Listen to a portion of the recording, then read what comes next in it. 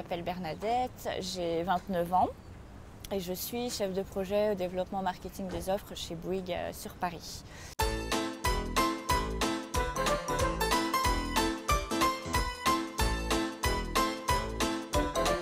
Je suis née handicapée, c'est dû en fait à un médicament que ma maman a pris pendant sa grossesse et qui a porté sur le développement uniquement en fait des membres. Je ne suis pas malade, ce qui est très important parce que c'est pas du tout évolutif. J'ai jamais été en hôpitaux ou dans des écoles spécialisées. Et du coup, mes enfants ne seront pas handicapés non plus, donc ce qui est aussi une chance pour moi de pouvoir être handicapée sans en souffrir en fait. Parce que je ne suis pas moins non plus costaud que n'importe qui niveau musculaire, etc. J'ai juste les membres extérieurs qui sont arrêtés de grandir. Donc.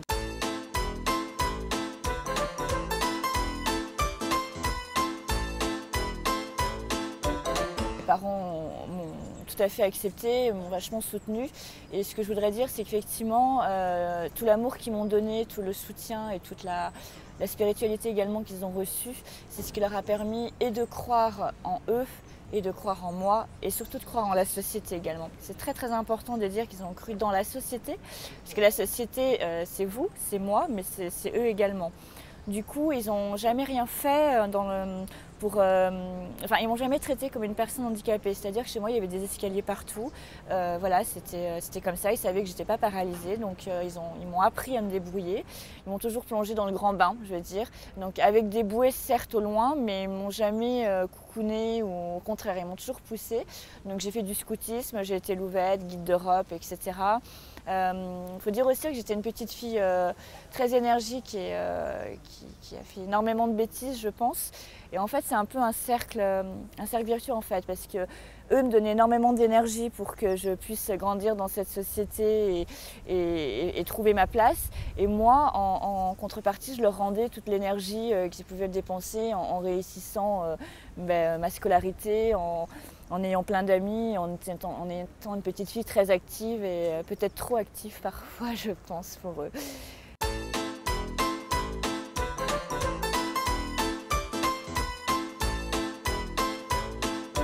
Moi, personnellement, j'ai jamais réalisé que j'étais handicapée.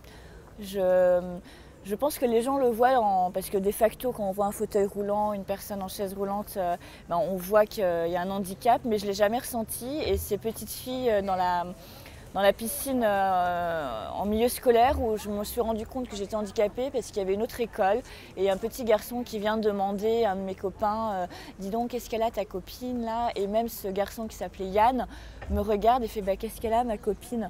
Même lui se rendait plus compte que j'étais handicapée et pourtant on avait 10 ans quoi. Donc là je me suis dit ah, bah oui je dois être différente, mais ça m'a pas du tout traumatisée quoi. Du coup, j'ai évolué dans une certaine sérénité et confiance en la vie. Je pense que j'ai une différence, mais qu'est-ce que le handicap après tout? Est-ce qu'on n'est pas tous différents et est-ce qu'on n'est pas tous handicapés quelque part quoi? Tout dépend de la personnalité, du trait de caractère qu'a la personne. Je pense qu'effectivement, j'ai la chance d'avoir un caractère assez fort et voire un seul caractère. Mais le handicap, c'est quoi? C'est moi qui vous pose la question, qu'est-ce qu'être handicapé quelque part? Est-ce qu'un handicap se résume à une chaise roulante? Je ne sais pas. Quelle est la définition de l'handicap? D'ailleurs, je ne trouve pas dans le dictionnaire, j'arrive pas à me retrouver parce qu'on me dit personne limitée physiquement. Mais ça veut dire quoi limité? Moi, je peux nager personnellement. Alors, je ne peux pas faire le marathon de New York, certes.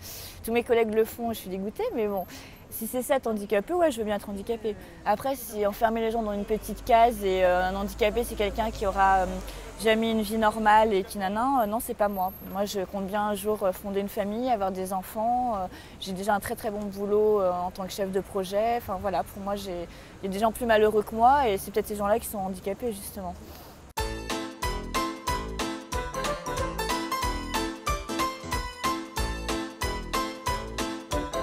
Petite fille, j'avais une approche très particulière avec la Vierge Marie et avec ma foi. J'adorais confier tous mes petits chagrins et toutes mes espérances à la Vierge Marie. J'étais une grande fan, je kiffais la Vierge Marie. Du coup, je pense qu'elle m'a drôlement aidée, mais comme je vous expliquais, rien non plus d'extraordinaire. J'ai jamais été illuminée ou à c'est Dieu qui me donne la foi. Non, je pense que c'est imperceptible, c'est un tête-à-tête avec Dieu que je ne peux pas expliquer, je pense. Ici à Lourdes, je sens un apaisement. Les gens sont beaucoup plus confiants et sereins qu'on peut voir à Paris ou dans la vie de tous les jours. Oui, je pense que la Sainte Vierge est là, ça c'est sûr. Après, elle est partout aussi, mais elle se manifeste certainement dans les cœurs de chacun ici.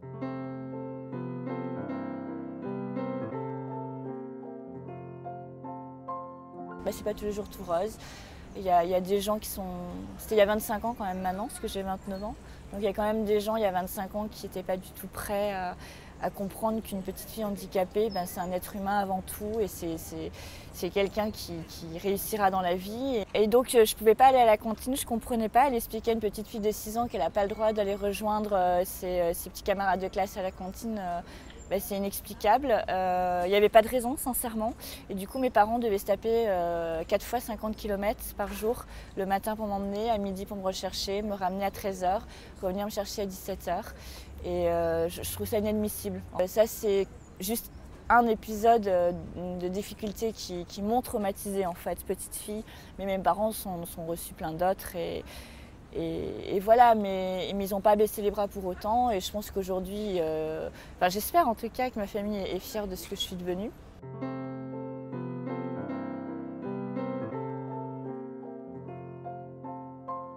J'ai décidé de me prendre en charge, prendre en charge c'est un bien grand mot puisque je suis autonome depuis le début en quelque sorte, mais décider de vivre ma vie en partant à l'internat en seconde.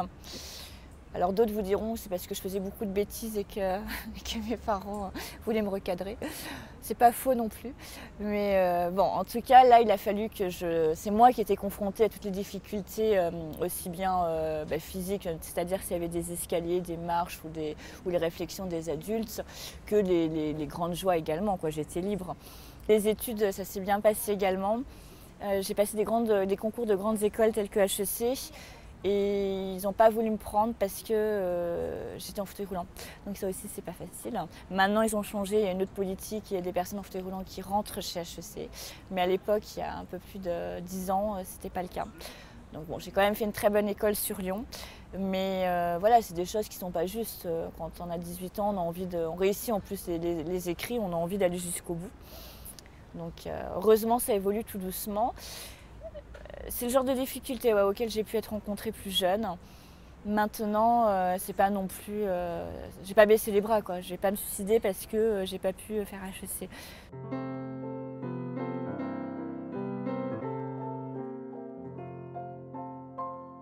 C'est vrai que c'est pas toujours évident quand je vais acheter une baguette et que j'arrive devant la boulangerie et qu'il y a 3 marches devant, c'est pas juste parce que j'ai pas du tout envie d'aller donner mon argent à quelqu'un dans la rue pour qu'il choisisse pour moi mon pain. Je suis désolée, c'est pas normal, quoi. Enfin, j'ai pas besoin d'être secondée, j'ai juste besoin de vivre normalement au milieu de tout le monde. Je veux pas qu'on fasse des trucs à côté pour les handicapés, c'est faire en sorte que tout le monde, qu'on soit handicapé, qu'on ait les cheveux blonds ou qu'on soit gros ou qu'on ait des lunettes, tout le monde doit être traité de la même manière en fait. Du coup, ça c'est les petites difficultés qui sont pas forcément évidentes tous les jours. Pareil, je me souviens, j'avais 17 ans où je voulais aller chez l'esthéticienne et en fait l'esthéticienne m'a répondu « Ah bah non, on ne prend pas les handicapés ». Et j'ai répondu « Excusez-moi, j'ai vu un écriteau, les chiens n'entrent pas, mais j'ai pas vu d'écriteau, on ne prend pas les handicapés ». Et du coup, elle m'a prise un peu interloquée. Mais voilà, à 17 ans, on n'a pas envie de répondre ça, quoi. Je veux dire, c'est pas juste non plus. Enfin, maintenant, je pense que ça a évolué. J'ai beaucoup moins de difficultés qu'il y a 10 ans. Donc je pense que dans 10 ans, si on se retrouve, je serai encore plus heureuse. Mais voilà, c'est pas tous les jours rose non plus, il faut pas se leurrer, j'aime ma vie, je suis heureuse. Pour rien au monde, j'en changerais. Pour rien au monde, je voudrais être valide en fait, parce que c'est là où je deviendrai handicapée. Pour moi, je m'aime telle que je suis, un fauteuil roulant, c'est comme une paire de lunettes, quoi, voilà. Alors je suis d'accord, je parle en mon nom, parce que je souffre pas et que je suis pas malade. Mais vu que le témoignage c'est sur moi, c'est vrai que je me permets de dire que pour moi, je suis valide, quoi. Et il n'y a pas de raison que ça ne continue pas.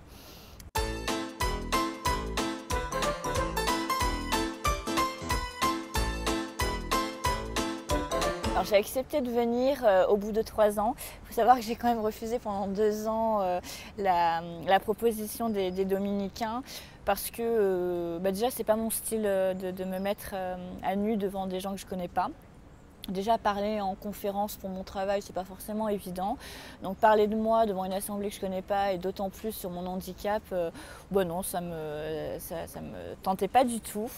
Et puis au fur et à mesure, je pense que ça a fait son petit bonhomme de chemin. Et je me suis dit après tout, si je peux apporter aux gens handicapés, leur montrer qu'ils sont pas seuls et que, parce que je suis sûre qu'il y en a plein là, à l'autre qui sont hyper heureux de vivre mais qui n'osent pas le dire. Ben voilà, leur apporter leur soutien, leur dire si, il faut dire qu'on est heureux de vivre, why not? Et puis je me suis aussi dit que pour les gens qui sont pas bien dans leur peau et qui sont malheureux, handicapés ou pas, parce que je pense que ça n'a rien à voir avec le handicap lorsqu'on est malheureux ou mal dans sa peau. Forcément, ça peut être une conséquence d'eux, mais c'est pas forcément lié. Ce que je voulais dire, c'était ça, c'est pas forcément lié. Et donc je me suis dit que si je pouvais aussi donner de l'espérance à ces gens-là, leur dire que y a des gens heureux et qu'on peut y arriver, pourquoi pas.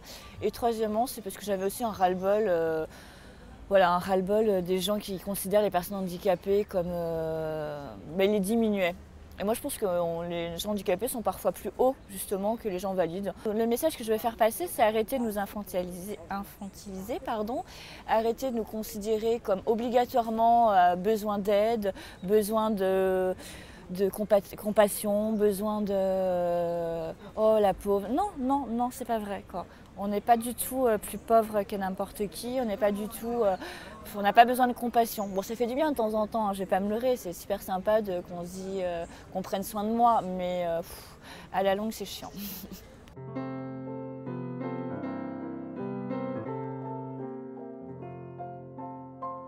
Et apparemment c'était une petite fille qui avait mauvais caractère, qui était assez un peu comme moi et qui tout d'un coup est devenue super humble et je sais pas comment elle a fait parce que je crois que je ne saurais jamais devenir super humble. Du coup elle m'attire, j'aimerais bien lui ressembler et en même temps j'aimerais pas trop mourir jeune et souffrir trop. Donc son message d'amour et déjà d'avoir vu la Vierge, je l'envie vachement. Je trouve ça génial d'avoir la chance de voir la Vierge. Et puis comme quoi on peut très bien être petit et en même temps être grand. Donc ce message-là, je le trouve super. Ouais, je l'aime bien, ma sainte patronne quand même.